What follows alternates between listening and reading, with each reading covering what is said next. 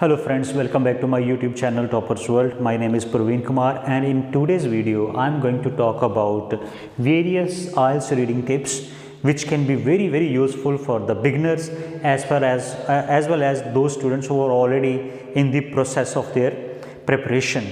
So if you are a beginner and you're not feeling comfortable with IELTS reading, or if you are very close to appear in exam and still you're not feeling confident enough, so I think that this video will be of great advantage for you, highly beneficial for you.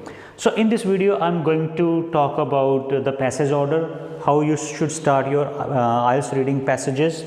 I will talk about blanks, I will talk about how to do list of headings, which paragraph contain which type of information, then true, false not given, yes, no not given, sentence completion. There will be tips for how to match scientists, researchers or scholars and their findings or with their statements. Then I will talk about how to save time, time management will be there. There are certain tips for how to write answers, how to when you answer on the answer booklet at that time, what cares or what do's and don'ts you have to keep in mind. Next I will talk about how to find the location of various type of answers, then how to make judgments, like how to decide that this is the right blank or this is true or false. Then how to make blind guesses. Suppose you are running out of time and you can't have time to read, then you have to make a guess, blind guess, that we call in Punjabi tukka marna, or in English we can say flukes. Then I will talk about MCQs, very difficult questions, most of the students afraid from MCQs. Then how to handle difficult vocabulary when you are not able to understand. And the last one is ignoring very tough questions. Yeah, how to manage with very tough questions, what should we do with them, we should attempt them or we should ignore them, or how should we handle them. So all this is I am going to discuss in this video. So watch this video from the beginning to end, because this video is going to be very helpful to you in this session of my IELTS reading tips. So my first tip regarding IELTS reading passage order. So let me okay, I am not going to rub this, otherwise I will also forget about my tips. So how to decide IELTS reading order. So you are having passage 1, passage 2, passage 3. Okay, the passage 1 is the easiest one. So always I suggest you that you should always start your reading from IELTS passage 1. And still if you are facing difficulties and you are new in this preparation, then I would advise you that for a couple of days you should do practice from passage 1 only. You should take Cambridge books, Cambridge 10, 11, 12, 13, 14, 15, 16, up to 16 I think available in Indian markets.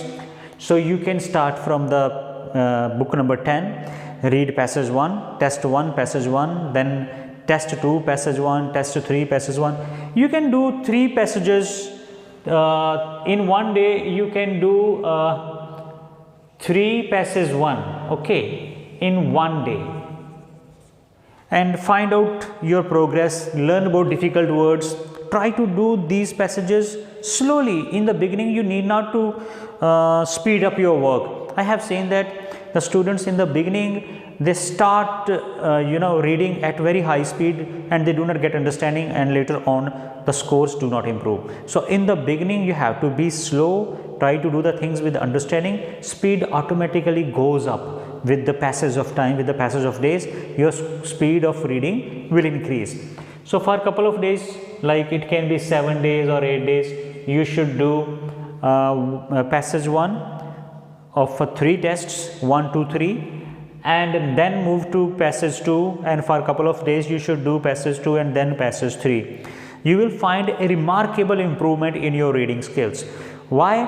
Because when you do passage 1 for a couple of days, you become strong enough in the easy passage and your mental level improves, and then you will be able to handle the pressure of passage 2, then passage 3. Okay, but in the exam time, suppose in case of exam time, what do? I will suggest you that in the exam you first do passage 1, okay, spend 25 minutes on this. Okay, if you are comfortable, it can be done in 20 minutes. And passage 2 and passage 3, decide or check with which passage are you familiar, which passage you already know, the subject, the topic you have done during school days, college days. So you should start your reading immediately from that passage, and that can be passage 3 or passage 2. If there is nothing like this, you can start as it is, passage 1, passage 2, passage 3.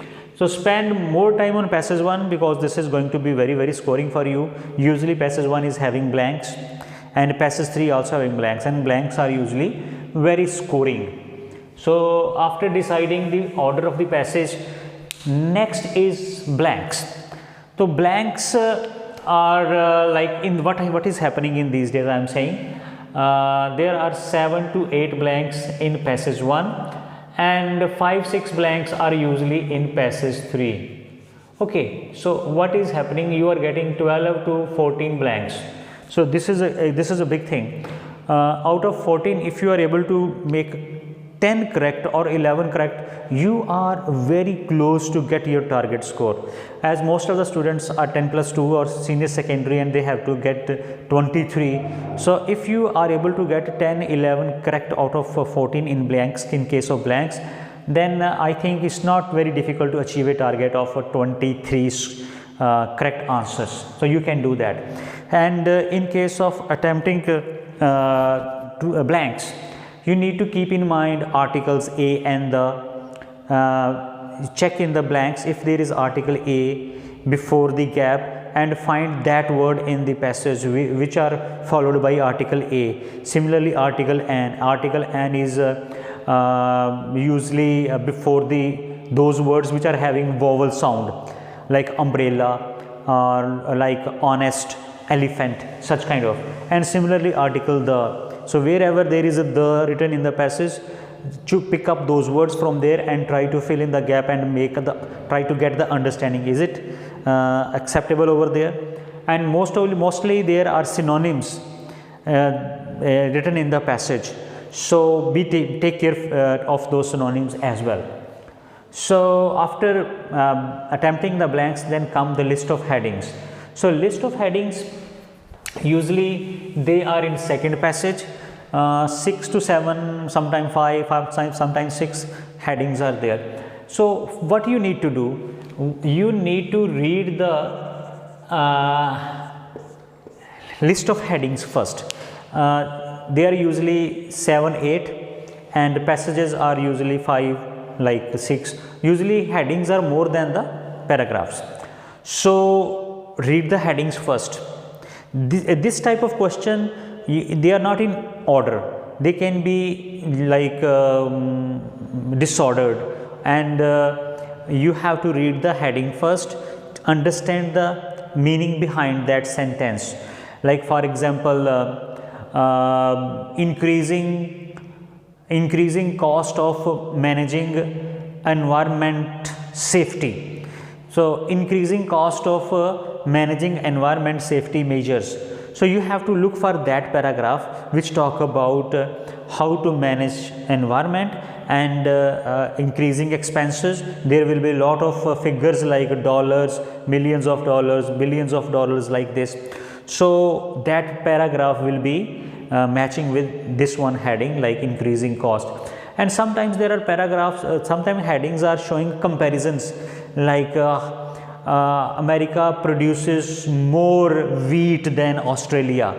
So this kind of heading is very easy to find, because you have to straightforwardly go to that paragraph where there is America, where there is Australia written. These two countries are there, and quantity of food grain like wheat produced, and comparisons are more than, lesser than, such. And there are also such kind of headings like meaning of some, for example, meaning of friction, define friction. So such kind of paragraph is always the first paragraph in the passage, because meaning, nature, definitions are always given in the first, in the beginning. And in conclusions, there are writer's opinion. If there is a heading like a writer's opinion about increasing global warming, so definitely this will be in the last, maybe last or second last. So in this way you have to manage list of headings. And after that there is which paragraph contains the following information. So this is a bit different than list of headings. In list which paragraph contains following information is such kind of paragraphs are more in number and information sentences are lesser, opposite.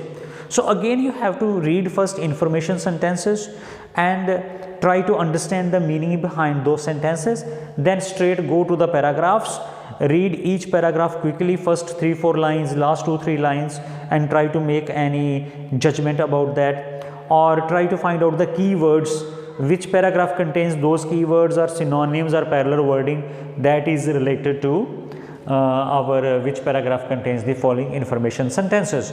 And next is true, false, not given. Many students face difficulties in this. So how to manage true, false, not given type? So I already told in my previous videos that in case of true, false, not given, not givens are usually easy to find out. Like read the statement, read 2 or 3 statements, not one in case of true, false. Suppose you have read 2 statements, 2 statement questions, and you are not able to find the answer of one and you have found the answer of 2 second statement, it means that first is not given. Or in case there is also another way like subject, verb and object. Okay, if the statement's subject does not match information with the passage, verb is does not matching there, object is not matching there, so it means that clearly this is not given. And there is another way, sometimes it's not 100% accurate, but sometimes what is happening in case of not givens, if there are comparisons like more than, lesser than, okay, bigger than. For example, America spend more money on environment protection than Japan. So if you are not having time and if you are running out of time, you can straightforwardly write this as a not given. 99% chances are that will be not given, but if that is a bad day for you, it can be true. But I just suggest you that if you are running out of time, then you can write not given, otherwise you should verify it. Okay, the same case is in case of yes, no. It has also been usually seen that the statements which are very lengthy, longer than other statements, like having 1.5 sentence, 1 sentence and half sentence, usually such kind of statements are true or yes. And the statements which contains adjectives like adverbs like always, never, or words like all, everybody, usually they are false or they are no. After that, sentence completion. Sentence completion is totally depend upon your understanding. If you are able to understand the sentence, half sentence, and then you have to find out the keywords in the passage, and if you are able to understand the information given in the passage, then it's easy. Still there are certain grammar rules. If the half sentence is in the present tense, like subject, if there is a subject plus first form s or es, so it's very much possible that the rest of the sentence will also be in the present tense. Very much possible. I am not giving any 100% guarantee over here. Then if the half sentence ends with 2, and after that the next sentence that you have to match from the given sentences, check it out which sentence starts with first form. Okay, usually there is a combination of 2 plus first form, that is called gerunds, that's called infinitives. So this is another way of finding. And in case of narrations, direct, indirect, like he said that, okay, rest of the information is there. Suppose there is a statement of any writer's name, Alexander, Alex said that. Okay, then check it out from the list of statement givens. If here it is said, and the part that will be here, that will also be in past tense. So this is also a trick. You have to understand the grammar, first part and the half part, that you have to match. Make a balance of grammar. It is usually seen that the grammar of both sentences should be matching. So this is another trick. Otherwise, you have to have a deep understanding of the English for such kind of questions. Then next is researches and their statements. So this is usually very interesting type of questions, and the tip is that you should go through the passage. If you find where you find the name of the scientist, suppose the name of the scientist is Alexander, then you should read 2-3 sentences before that name and after that name, and get the understanding and go to the list of information and match over there. Suppose if this Alexander name comes 2-3 times in the passage, there are many chances, then it's a little bit hard work. Then you have to find out the information of all areas, and particularly see that Alexander said that, Alexander opined that according to his perspective. So wherever you find such kind of verbs, perspective, said, informed, told, so that information you have to understand. Mostly the writer's information are given in inverted commas, but it's not essential. Many times there are not commas, so we have to get help from our judgments in such cases. Okay, then go through the passage, find out the next name and read about the same process you have to repeat. After that, how to save time. It's very important to save time. So in order to save time, I just suggest you that whatever the first judgment you make regarding any answer, you should go for that. You should not go for cross checkings or verifying. In this way you will waste a lot of time. And another thing is that suppose if you are not able to find the answer of any question, leave it, or leave it and attempt it in the last. You move to the next question. Another tip for saving the time is that there are sometimes very difficult names of scientists, name of universities, places, cities, countries. So you should read only first 2 or 3 letters. Do not read all. And moreover, in order to save your time, I have most of the students make one mistake. When they do reading, they have pencil in their hand and they underline every word in the sentence. Do not do that. This will make you slow. Instead of try to read 6-7 words in one glance. Like you just look at over there. Do not read say in, on, at, from, or sometimes the subject is like that. Alexander DaCosta, the head professor of University of Mississauga in America. No need to read all these things. Just Alexander, okay, leave rest of the things and go to the verbs. Always pay attention on verbs, because verbs are there which convey the message. So focus on verbs, read the verbs, and it will help you to save your time. Next is how to write answers. Many students make mistakes while transferring answers. They change the order, or they not able to write correct spellings. Already words are there in the passage, they have to just copy from there, but they take so much stress that they make mistakes in transferring answers.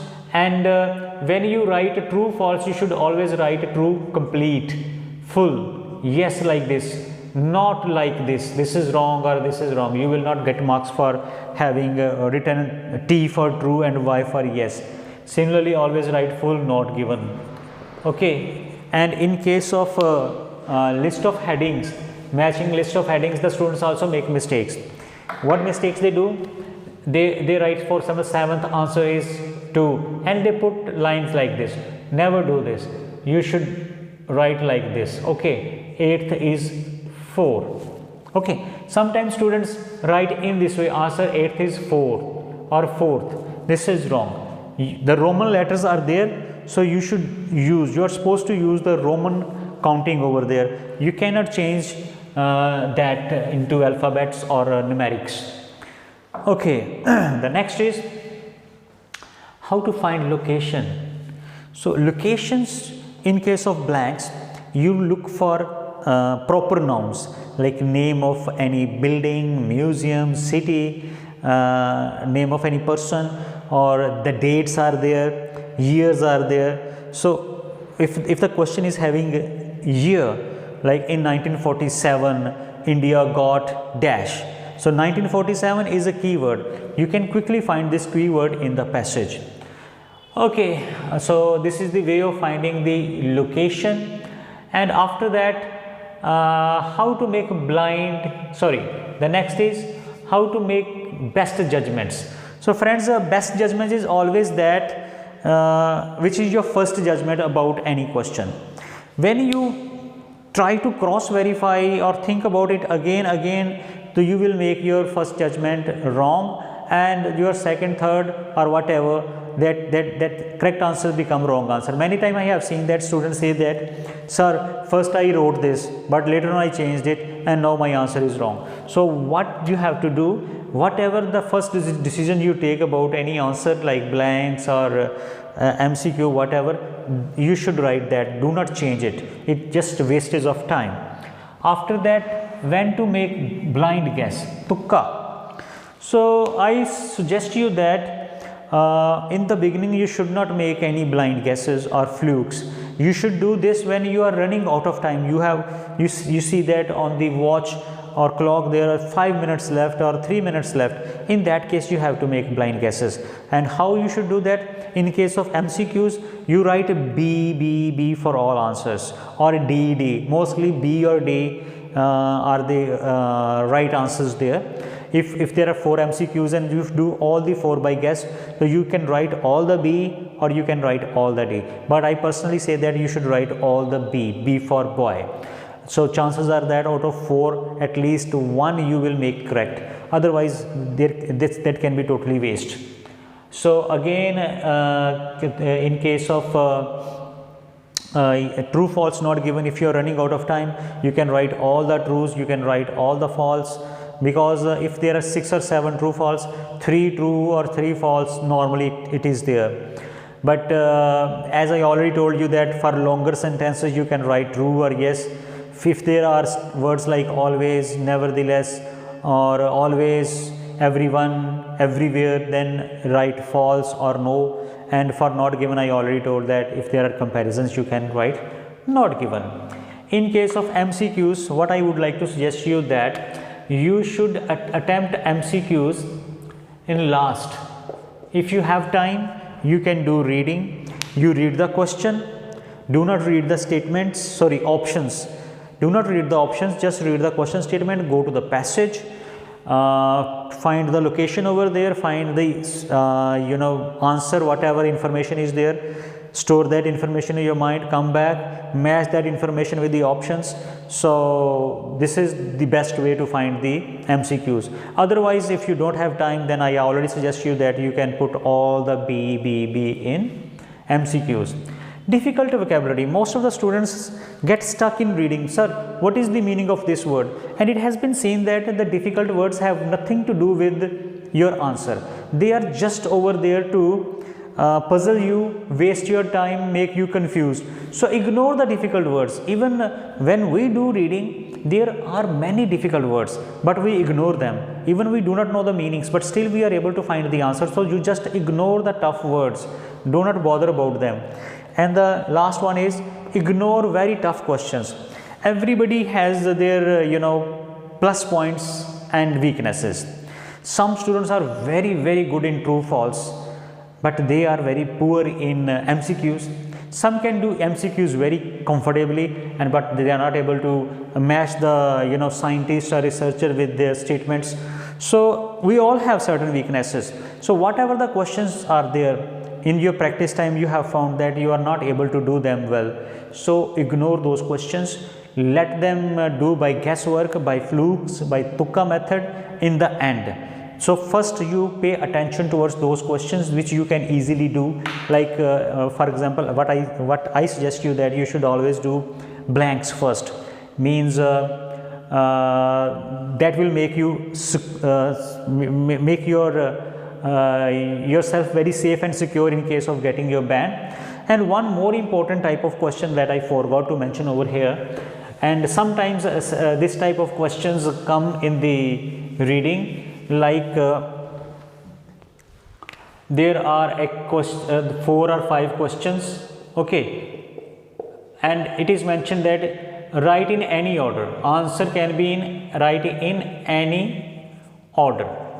These are the very easy questions, okay, because they in options 5 or 6 options are given, out of which you have to select 4 in any order. So chances of getting high correct answers are very high in this kind of set of questions.